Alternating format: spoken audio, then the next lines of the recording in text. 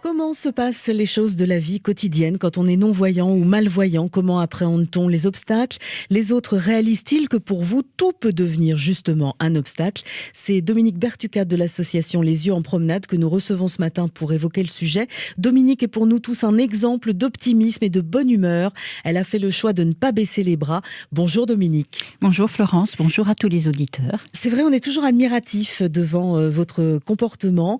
Vous êtes toujours extrêmement rassurante aussi avec les personnes parfois qui nous appellent pour témoigner ou pour poser des questions. D'ailleurs, je vous invite à le faire au 03 80 42 15 15. C'est pas toujours simple pourtant le quotidien quand on est non-voyant ou malvoyant. Alors cela dépend de quel côté on se place, on va dire. Oui, c'est pas toujours simple, mais je pense que tout à chacun a un quotidien difficile, personne non-voyante et personne voyante. Et puis, il faut optimiser son quotidien, c'est-à-dire voir que dans la journée, il y a de positif. Aujourd'hui, effectivement, on n'a plus de soleil. On va entrer dans une saison qui est peut-être plus la même. Il y a d'autres joies. Il y a les soirées devant les feux de cheminée. Je cherche toujours dans mon quotidien des choses qui m'emmènent vers le positif et vers quelque chose qui rassure, je ne sais pas, mais au moins peut apporter quelque chose de différent aux autres. C'est un petit peu comme ça que je me place. C'est toujours voir le verre à moitié plein. Oui, c'est ça. Vous avez toujours été comme ça parce que vous n'êtes pas non-voyante depuis toujours, mais vous avez toujours été quelqu'un d'extrêmement optimiste? Eh bien, je vais vous surprendre, mais pas toujours. C'est vrai que quand j'étais voyante, je ne voyais pas les choses de la même manière, dans la mesure où je m'orientais pas vers le positif comme je le fais maintenant.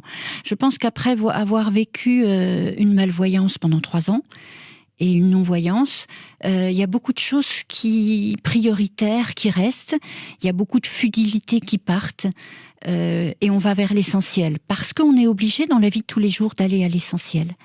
Ce que vous avez fait aussi, c'est du coup développer davantage les autres sens. Il y a pas mal de choses aussi qui changent dans une vie quand on a des perceptions différentes. Oui, on développe les autres sens, on les éduque.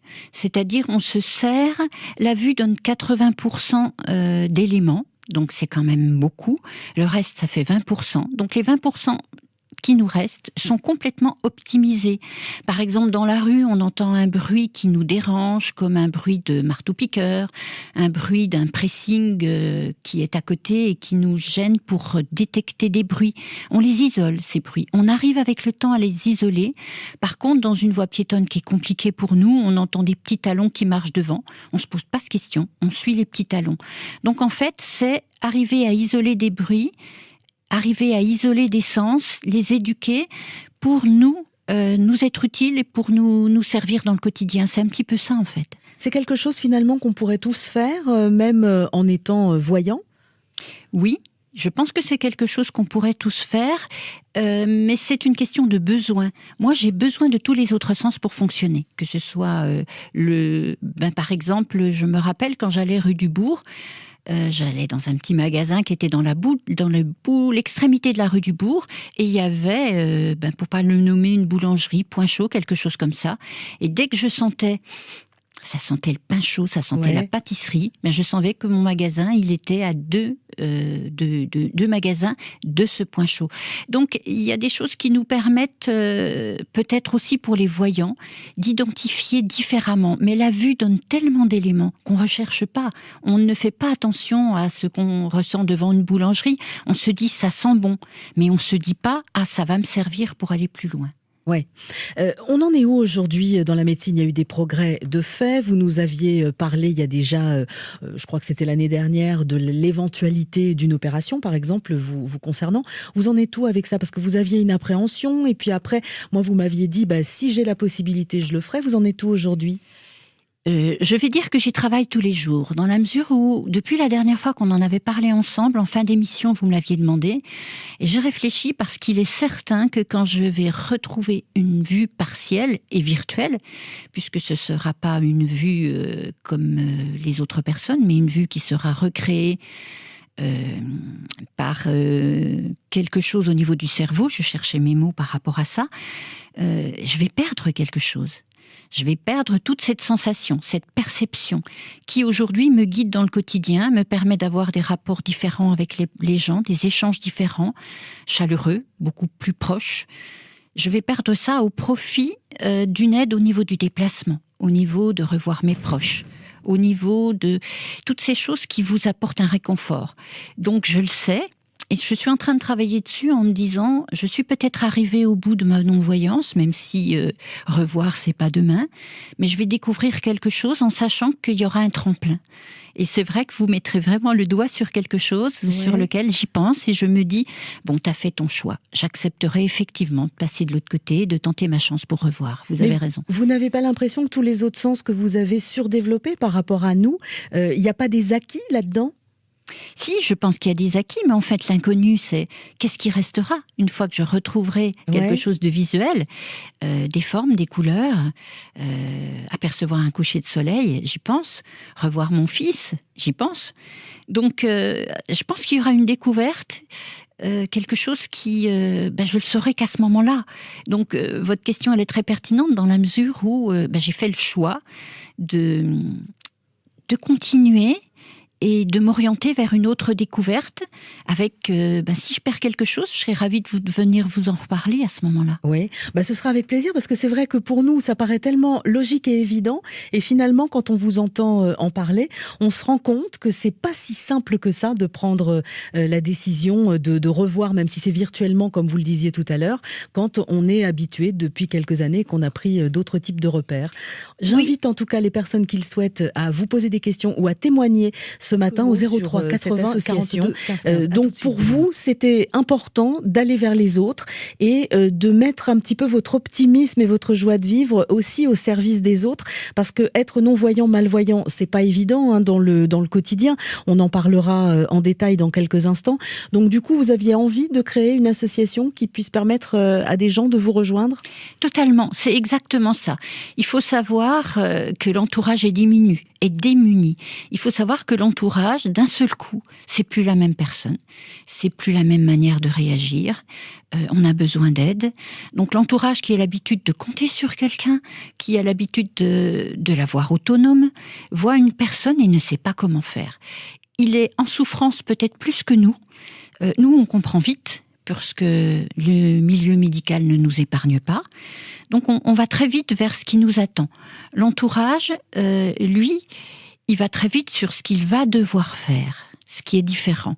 Donc moi, j'ai ressenti ça avec, on va dire, douleur, et je me suis dit, non, là, il faut que je fasse quelque chose, il faut que j'en sorte. Donc, il faut que je demande à des gens qui ne sont pas dans le ressenti, qui ne sont pas dans la souffrance, il faut que je leur demande de m'aider, de m'apporter quelque chose, de m'apporter de la joie de vivre, parce que pour le moment, je ne peux pas en donner. Et puis moi, de leur apporter toute ma richesse que j'ai acquis par ce début de cécité, par ce début de malvoyance. Ça a été ça. Ça a été, j'ai envie d'aller faire les sols, j'ai envie d'aller me promener, j'ai envie d'aller au cinéma. Oui, même au cinéma, parce que j'écoute, je vois pas, d'accord. Je veux retrouver mes petits bonheurs d'avant, et puis je veux les changer, puis les adapter à ce que je vis maintenant. Et c'est ça qui m'a permis de créer l'association. Vous pensez qu'il y a beaucoup de personnes dans votre situation qui sont plutôt dans le renoncement ? Oui, malheureusement, oui. C'est dommage, ça. C'est dommage, mais ça dépend aussi, ça dépend de l'âge, ça dépend de où on se trouve, ça dépend de si on est seul, ça dépend, est-ce qu'on ose aller vers une association ? J'ai connu dernièrement 2 personnes malvoyantes qui ne veulent pas intégrer une association. Je respecte. Elles ne veulent pas, est-ce que je peux dire avancer ? Je ne sais pas. Je respecte, mais si je peux passer un petit message par rapport à l'antenne que vous me proposez aujourd'hui, justement, ne restez pas seul, venez vers les autres, inscrivez-vous dans des associations, rencontrez des gens qui ont de la joie de vivre, qui ont des choses à vous donner, et vous verrez que l'ouverture est quelque chose qui permet de se sentir mieux. On a eu parfois des témoignages quand vous êtes venu sur cette antenne de personnes qui effectivement étaient dans une situation de malvoyance ou de non-voyance, et à chaque fois que vous arriviez avec, je vais pas dire une solution, mais en tout cas une proposition de solution, on sentait que ça devenait tout à coup un obstacle pour les personnes.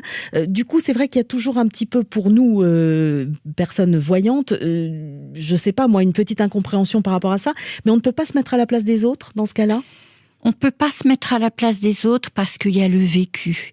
Il y a des choses difficiles dans l'association. Il y a quelques années, j'ai rencontré, c'était à l'époque où le handicap était vraiment cloîtré. Je pense, et je fais encore une ouverture, c'est que les choses changent. Une personne qui, étant jeune, n'a pas été acceptée en tant que malvoyante et est restée 7 ans dans un enfermement, c'est-à-dire elle ne sortait pas. Elle est arrivée à l'association, elle avait 30 ans, et c'était magnifique de la voir s'ouvrir, avec ses moyens à elle, petit à petit, j'allais dire, de s'apprivoiser. On ne peut décider à la place de ces personnes. Ce qu'il faut déjà, c'est leur apporter confiance, voir que quand on est ensemble, nous, une personne non-voyante ou malvoyant, est-ce que je peux dire qu'on s'éclate ? Je peux dire que oui, parce qu'on rit, on s'amuse entre nous. Samedi, on était à Brochon, dans une fromagerie, où on avait une personne formidable qui nous a décrit comment les fromages étaient faits, les odeurs, comment ça se passait, avec quel élément. Ensuite, on a dégusté 5 fromages avec un petit verre de vin. Mais c'était du bonheur. C'était magnifique. Mais c'est vrai que vous en parlez toujours avec tellement d'optimisme. On a envie automatiquement de vous rejoindre. Comment ça se passe d'ailleurs avec cette association ? Vous êtes nombreux, il y a des personnes qui ne sont pas ni malvoyantes ni non-voyantes qui font partie de cette association et qui vous aident quotidiennement. Oui, tout à fait. Alors là, nous allons bientôt être une centaine, à quelques personnes près. Beaucoup de personnes malvoyantes et non-voyantes nous ont rejoints dernièrement. J'ai 3 personnes là qui nous ont téléphoné, que je suis en train de rencontrer. On a des problèmes pour des personnes bénévoles parce qu'on a des accompagnements qu'on ne peut pas assurer à des périodes stratégiques. Par exemple, là, la rentrée, on a dû des demandes qui n'ont pas pu être honorées parce qu'on n'avait pas assez de monde. Donc, on a besoin de personnes bénévoles. Votre émission a déclenché des coups de fil. Votre émission a déclenché des envies et des gens qui, dans la rue, je vous ai entendu. Donc votre émission est porteuse pour le handicap visuel, pour le regard qu'on porte sur les personnes non-voyantes. Mais c'est vrai qu'on a besoin de personnes bénévoles disponibles. Et on a aussi des membres sympathisants qui ne font pas de stage, qui nous accompagnent pour les sorties, pour le plaisir, sans obligation. Et qui, par exemple, à la fromagerie où nous avons été, on avait 2 membres sympathisants qui avaient envie d'être avec nous et de passer un bon moment. Donc il y a quand même beaucoup de personnes qui peuvent s'y retrouver, passer du temps avec nous, partager des bons moments sans obligation. Ça, je trouve que c'est chouette. En tout cas, si vous avez envie de rejoindre cette association, n'hésitez pas à passer un petit coup de fil au 03 80 42 15 15. En plus de ça, vous allez tomber sur Stéphanie, notre chargée d'accueil, qui fait partie de l'association. Donc, elle saura vous en parler et vous donner éventuellement les conseils et les coordonnées nécessaires pour faire ce geste. Donc, n'hésitez pas. Et puis, vous pouvez aussi apporter votre témoignage pendant encore quelques minutes. 03 80 42 15 15. Jusqu'à 9h40. C'est Dominique Bertuca que nous recevons ce matin de l'association Les Yeux en Promenade. Dominique est non-voyante. On en est où, Dominique, aujourd'hui à Dijon ? Est-ce qu'il y a des choses qui sont faites ? Est-ce qu'une association comme la vôtre peut faire bouger un certain nombre de choses pour rendre la vie un peu plus facile aux personnes non-voyantes et malvoyantes ? Alors, au niveau accessibilité, parce qu'en fait, il y a l'accessibilité, c'est compliqué, ça, on le sait, nous, depuis qu'il y a le tram. Le tram est facile à prendre. Quand on monte dans le tram, alors pour tout vous dire, je suis en train d'apprendre avec Aline, ma professeure de locomotion, à monter dans le tram toute seule. C'est un challenge et j'ai presque réussi parce que je prends confiance en moi. Donc, la facilité, c'est qu'effectivement, quand on arrive sur le quai, le tram est de la même hauteur que le trottoir, donc avec des conseils, on peut y arriver. Par contre, la difficulté, c'est quand on sort du tram, pour traverser les rames, on n'a pas de feu sonore. On n'a pas de feu sonore qui nous indique que le chemin est libre. Donc ça a été discuté avec les gens de la ville de Dijon qui sont énormément à notre écoute, et on n'a pas résolu le problème parce que ça n'a pas été prévu à la base. Il y a beaucoup de choses qui sont faites. Par exemple, quand il y a des panneaux, on s'en rend pas compte, mais quand avec la canne on passe et que vous avez un panneau indicateur d'un hôtel ou indicateur d'un lieu, le panneau il dépasse. Et si vous n'avez pas en dessous du panneau quelque chose qui protège, vous touchez ce qui soutient le panneau et vous prenez le panneau en pleine figure. Ah oui, alors ça, oui, c'est vraiment un vrai souci. C'est le vrai souci et la ville a fait un effort. Chaque fois a pris nos doléances en compte et chaque fois, on met au pied du panneau quelque chose comme autour des arbres qui permet qu'on touche, non pas le panneau lui-même, mais l'entourage qui nous permet d'éviter de le prendre en pleine figure, tout simplement. Donc, il y a des choses qui sont faites. Rue de la Liberté, c'est compliqué pour nous. On a juste au milieu de la rue quelque chose qui nous permet, je trouve pas le nom, mais oui, c'est presque comme un petit caniveau. Enfin, c'est pas un caniveau, mais c'est dans l'esprit. Je vois ce que vous voulez dire. C'est tout à fait, Florence. Le caniveau nous permet de nous diriger, mais la voie piétonne n'a pas de trottoir à droite et à gauche, bien évidemment. Donc c'est compliqué parce que le caniveau n'est pas sur toute la rue. Donc là, on est perdu. Et si on n'a pas autour de nous des gens qui nous voient un peu dans la difficulté et nous aident. Après, il y a tout ce qui est le côté civique, c'est-à-dire les trottoirs. Donc pas de voiture, s'il vous plaît. Ça, je l'ai déjà dit et je le répète, c'est compliqué. Les poubelles qui sont en plein milieu de la rue, tout ça, tout le monde connaît.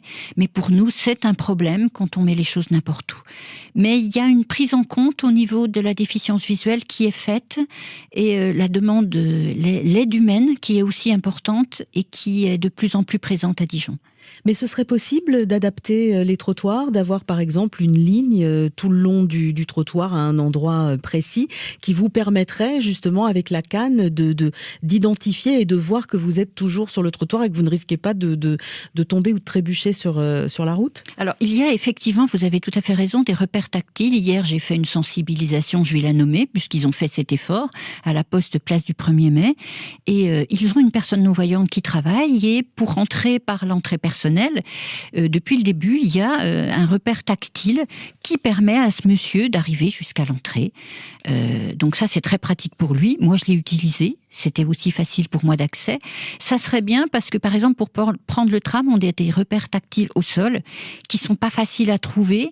Et ça serait peut-être aussi facile de nous mettre des repères pour arriver à des endroits stratégiques comme des portes, dans les administrations, pour arriver à l'accueil, par exemple. Ça, c'est des choses qui nous permettraient de pouvoir être indépendants quand on arrive dans un lieu public. Et ça, c'est peut-être des choses qui ne coûteraient pas très cher, non, au final. Je pense qu'effectivement, pour avoir travaillé à la ville de Dijon et avoir été entendu sur ce sujet par la municipalité, je pense effectivement que c'est des choses qui sont à moindre coût et qui nous permettent, quand on arrive quelque part, d'être indépendant et surtout on est très content quand on peut se débrouiller tout seul.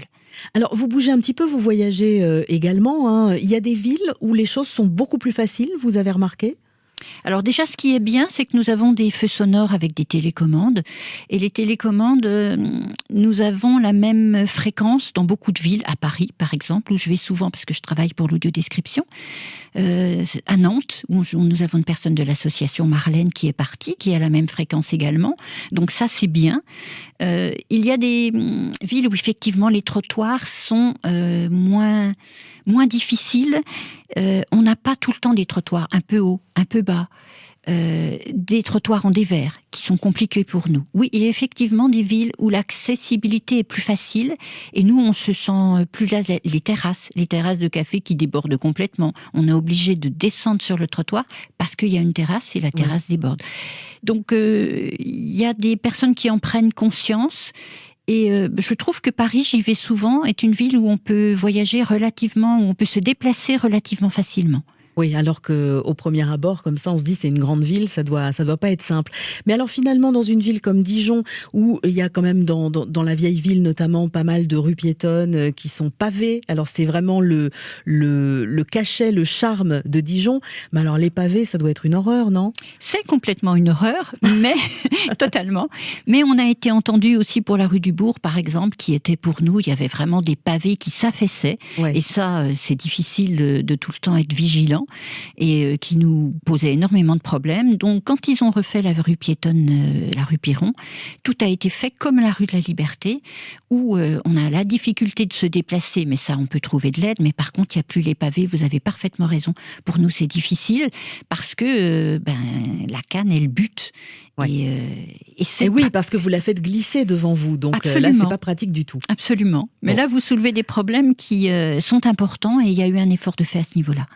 En tous les cas, Dominique, on sera ravis de vous accueillir à nouveau. Ce qu'on peut retenir de cette émission, c'est de ne surtout pas baisser les bras, de toujours garder son optimisme et puis peut-être de se rapprocher d'une association comme la vôtre. On a laissé sur francebleu.fr les coordonnées, donc pour celles et ceux qui ont envie d'en savoir un petit peu plus. Vous recherchez des bénévoles, mais vous êtes ravis aussi quand des personnes un petit peu en difficulté vous contactent et ont envie de vous rejoindre ? Totalement. On est très ouvert dans l'association, c'est important. On cherche des personnes qui sont en activité, d'autres qui ne le sont plus, parce que justement, c'est un mélange qui apporte beaucoup de dynamisme. Le mot qui revient, je terminerai sur cette phrase qui a été entendue quand on a visité la fromagerie. Tous les gens qui sont repartis ont dit « Oh, l'association, c'est vraiment une famille ». Ah, ça c'est joli. On termine là-dessus. Merci beaucoup Dominique Bertucca. Merci Florence. À très bientôt. On sera toujours ravis de vous recevoir dans cette émission.